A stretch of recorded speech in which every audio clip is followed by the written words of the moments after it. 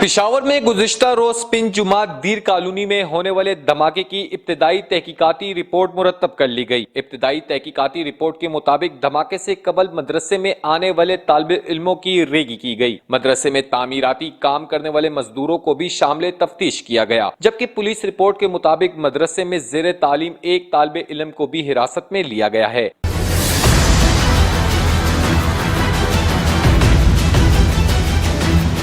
दूसरी जानिब मुश्तबा शख्स के बैग रखने से मुतल्लिक अहनी शाहिदीन का बयान भी कलमबंद कर लिया गया है, जबकि ज़ेर हिरासत तालिबे इल्म का रिकॉर्ड, कवायफ का डेटा भी पुलिस और दीगर कानून नाफिज करने वाले इदारों ने हासिल कर लिया है।